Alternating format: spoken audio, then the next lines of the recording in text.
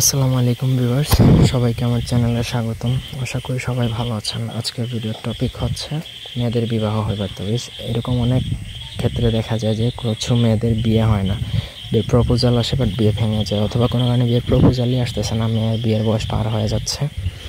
এমত অবস্থায় আপনি এই নকশাটা প্রয়োগ করতে পারেন। অত্যন্ত কার্যকর ইফেক্টিভ একটা নকশা। তো ব্যক্তিগত যে কোনো কাজের জন্য স্ক্রিনে দেওয়া নাম্বারে সরাসরি ফোনে বা হোয়াটসঅ্যাপে যোগাযোগ করতে পারেন।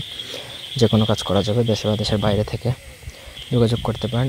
আমার ফেসবুকে যদি আপনারা কানেক্ট হতে চান তাহলে ডেসক্রিপশন বক্সে দেওয়া লিঙ্ক থেকে আমার ফেসবুক ফ্রেন্ড হতে পারেন আপনারা চাইলে।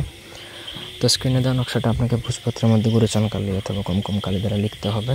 তারপর নিচে প্রথম ফালান যেটা মার্ক করা আছে নিচে, একবারে নিচে, সেইখানে সেই মেয়ের নাম, তারপর বিনতে, তারপরে ফালানে মেয়ের মায়ের নাম, এটা লিখে নকশাটা আপনারা মাদুলিতে ভরবেন। অষ্টধাতুর মাদুলি হলে ভালো হয়, অথবা রূপার মাদুলি অথবা নর্মাল মাদুলিতে ভরে মেয়ের কোমরে বেঁধে দিবেন। ইনশাল্লাহ 21 দিনের মধ্যে ওই মেয়ের বিয়ের প্রপোজাল আসবে এবং আপনারা বিয়ে দিয়ে দিবেন।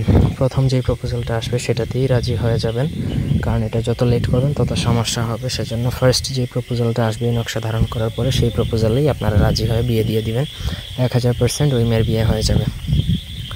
তবুও কোনো অংশ বুঝতে অসুবিধা থাকলে আমার ফেসবুকে ফলো দিতে পারেন, ফেসবুকে যোগাযোগ করতে পারেন। ধন্যবাদ।